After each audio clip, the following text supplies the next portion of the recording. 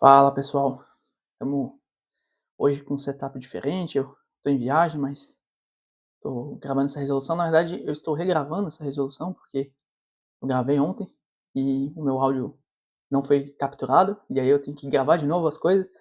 Mas é uma questão da prova do segundo semestre de 2018, uma prova de magnetostática ainda. Eu resolvi fazer ela primeiro, na sequência, em relação ao vídeo anterior. Vou deixar aqui indicado nos cards, em que a gente calculou uma estrutura parecida com segmentos de arco, segmentos retilíneos, e ele queria o campo magnético total, né?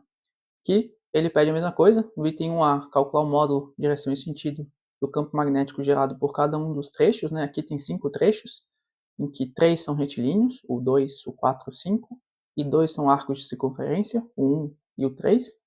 E no item 1B, que eu já deixei a resposta aqui, né? Calcule o campo magnético resultante no ponto O. O campo magnético total vai ser a soma. Aqui, inclusive, na verdade, é o H total vetorial, é a soma vetorial dos Hs. Então, eu posso colocar até assim, né? Lógico, aqui não vai ter resposta numérica, embora eu tenha o valor do raio, 0,1 metros, e o valor da corrente, 1 ampere, mas eu vou deixar ela toda analítica, indicando a direção e o sentido dos campos, né? Para saber se eu vou somar as componentes ou subtrair. E aí a gente vai ter a resposta total aqui, que é a somatória dos HIs, né? Lembrando que eu não vou dar a resposta numérica nesse caso, nem de um campo HI, né, um individual, nem a resolução total. Eu vou deixar esse cálculo para vocês, perfeito? Aqui, na hora de calcular um A, eu começo pelo H4. Por quê? A gente vai aplicar sempre Biot-Savart, que nem o vídeo do exercício anterior. E quando eu tenho um DL, que aqui no caso eu tenho, um DL nesse sentido, né? E uma direção radial, o vetor radial, que tem que estar apontando até a origem, até o ponto de observação do campo magnético, que no caso aqui é a origem. Se a gente tem eles colineares, ainda que seja com um sentido oposto, que nem foi no vídeo anterior, o produto vetorial dl no sentido de r dá zero, porque eles são colineares, o seno entre eles é 0 graus, o seno dá zero. Então não tem o campo H4, não tem contribuição de campo magnético gerado pelo elemento H4. Por que ele é importante? Só por questão de circuito, de manter o fluxo de corrente que vem do 3 até o segmento 5. Perfeito? E depois, em vez de calcular o H1, H2 na ordem, né, eu calculei o H1 e H3. Como que eu fiz isso? Eu calculei o H1 e o H3 levando em conta o resultado, que tem um vídeo nesse canal, se eu não me engano é o exercício 4.12 ou 4.12a, eu acho que tem ABC naquele exercício, que eu resolvo um fio circular de corrente, ou seja, eu tenho 360 graus, uma distância radial R, Rzinho eu vou dizer aqui para poder generalizar, e o campo gerado por um segmento de corrente, quando eu tenho uma volta completa, 2 π radianos, ou 360 graus, o resultado que a gente encontra é I sobre 2R, ou seja, a distância radial dessa circunferência, e o valor da corrente que está fluindo nesse fio, dividido por 2 vezes essa distância radial, ou seja, o raio da circunferência. No caso aqui desse exercício, a gente vê que o raio da circunferência, ainda que eu tenha só segmentos dessa circunferência, é R, tanto para o segmento 1 quanto para o segmento 3. Então, se eu tivesse 2 π radianos, uma volta completa, eu teria I sobre 2R. Para o H1, eu só tenho 1 quarto, 90 graus, ou π sobre 2 radianos. Por quê? Se você ver aqui, eu tenho que ter R, porque eu estou tocando num pedaço da circunferência. A mesma coisa aqui, porque eu também estou tocando um pedaço da circunferência, eu tenho que ter a distância radial, né? A distância radial tem que ser igual ao raio da circunferência, senão, geometricamente, eu não tenho a definição da circunferência sendo atendida, né? Percebam que aqui eu tenho R sobre 2, menos R sobre 2, né? Então, a abertura angular desse ângulo, obviamente, quando eu projetar no cateto adjacente, tem que dar 0,5 para eu ter R sobre 2 em módulo, né? Obviamente negativo, porque eu estou contra o sentido do Y. O cosseno do ângulo que dá meio é π sobre 3 ou 60 graus. E aí o cosseno, quando eu projetar, vai ter que ter R sobre 2 em módulo, né? No caso negativo, porque eu estou contra o eixo Y. Aqui é a mesma coisa. Se você ver aqui, eu tenho o cosseno, cateto adjacente desse ângulo, projetado no meio. Esse ângulo é 60 graus. Então o cosseno é aqui, a projeção é do cateto adjacente. Para esse ângulo ser 60 graus e aqui a gente ter 90 graus, esse cara aqui tem que ser 30 graus ou π sextos. E percebam que, por reflexão, é o mesmo π sextos que está aqui para a esquerda, certo? Então aqui eu tenho uma abertura angular de 2 π sextos, ou 60 graus, ou π terços. Aqui eu tenho 60 graus. Aqui eu tenho 30, porque se eu tenho 60 aqui, que é π-terços, aqui eu tenho que ter 30 para de novo também fechar um ângulo reto. Então esse cara aqui tem 30 mais 60, 90 graus. Então a abertura desse segmento circular, esse arco de circunferência, é 90 graus. Se eu tivesse 2 π radianos, eu teria I sobre 2R. Resultado do exercício do 4.12a, que eu vou deixar o vídeo aqui indicado para vocês. Como eu só tenho π sobre 2, é proporcional à abertura angular, porque eu vou ter menos fio carregado de corrente circular, contribuindo com o campo magnético. E é uma proporção linear porque eu tenho menos fio aqui, no caso, eu tenho menos abertura angular. O resultado, inclusive, vai vir, se vocês verem aquele vídeo 4.12, da integral em θ que a gente resolve. Então aqui, se eu resolver essa integral de Savart pela sua própria definição, eu teria uma abertura angular de π sobre 2 ao invés de 2π. O resultado é proporcional à integral do dθ, ou seja, é proporcional à abertura angular. Linearmente proporcional à abertura angular. Como é que eu tenho π sobre 2? Eu vou ter 1/4 desse campo que seria, se eu tivesse a volta completa, I sobre 2R vezes 1/4, I sobre 8R.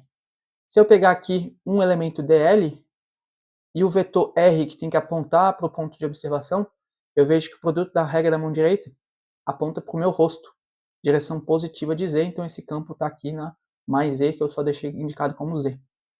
O H3, se vocês fizerem já o produto vetorial da também DLR, vocês vão ver que de novo ele está apontando para o rosto da gente, então ele também está na direção Z, só que aqui no H3 é um pouquinho diferente. Se eu tivesse esse trecho aqui, eu teria metade da circunferência, certo? Porque aqui tem 270 graus, só que eu não tenho esse trecho. Esse trecho aqui teria 30 graus, né? Então, a partir de 90 graus, que seria esse ângulo aqui, eu peguei mais 30. Então, esse ângulo aqui é 120 graus. Aqui eu tenho 270, 3π sobre 2 radianos. A abertura angular entre 120 e 270 é 150 graus. Fazendo a proporção 150 dividido por 360, e aí multiplicando pelo campo, que seria se eu tivesse 360 graus, que é I sobre 2R, eu simplifico aqui os dois zeros, eu fico com 15 sobre 36, eu divido por 3, dá 5 e 12 embaixo, o 12 multiplica com 2, do cálculo aqui desse componente que está fora, fica 5i sobre 24R, apontando também para Z, tá? De acordo com o gabarito a resposta analítica, perfeito? Então já calculei H1, já calculei H3, falta agora resolver H5 e H2, porque são os dois segmentos retilíneos. Aí agora aqui eu vou fazer como eu fiz no vídeo resolvendo, que é resolver finalmente o problema de não ter, não apagar tudo e vocês não terem mais algumas informações importantes. Aqui eu vou apagar tudo que não era pertinente. Os ângulos eu ainda preciso, aqueles dois ângulos em azuis que eu tinha indicado inicialmente, eu vou tentar não apagá-los. No final eu tô meio que fazendo quase todo o trabalho de novo de deixar apagar um a um os termos, mas não tem problema. Agora vai ser o trabalho difícil, que é colocar de volta essa imagem aqui. Opa, conseguimos bem, ainda bem que tem alguns pontos de referência aqui para me orientar. Por quê? Assim como eu indiquei no exercício da prova passada, eu resolvi o vídeo anterior, literalmente anterior a esse daqui, eu provei que o campo de um SR, segmento retilíneo, S de segmento, R de retilíneo, ele vale I sobre 4πA vezes o seno de alfa aplicado entre alfa 2 e alfa 1, que é o resultado de uma integral. Então, esse daqui é o componente de uma integral definida. Então, fica seno de alfa 2 menos seno de alfa 1. I sobre 4πA, quem é esse A? Esse A é a distância mínima, que pode ser vertical ou horizontal. Naquele caso era sempre horizontal, nesse caso aqui é tudo vertical. Que faz 90 graus, ou seja, a distância mínima do ponto à reta. E a distância mínima do ponto à reta é a distância que sempre corta a reta ou uma projeção dela, nesse caso aqui, em 90 graus. Percebam que aqui eu tenho já o A do H5, R sobre 2, e eu não tenho o A do H2 diretamente. Como é que eu calculo ele? Eu tenho a hipotenusa desse triângulo retângulo, que é R, o cateto, nesse caso aqui é o cateto adjacente desse ângulo bissexto. Olha que legal, posso puxar esse termo aqui, então me ajudou. É o cateto adjacente do bissextus, certo? Ou seja, o cosseno de bissextus, cosseno de 30 graus, vai me dar a projeção do R nesse eixo aqui, que é a distância radial, a distância vertical entre o O e a reta fazendo 90 graus. cosseno de 30 é raiz de 3 sobre 2. R raiz de 3 sobre 2 é o A para o campo H2.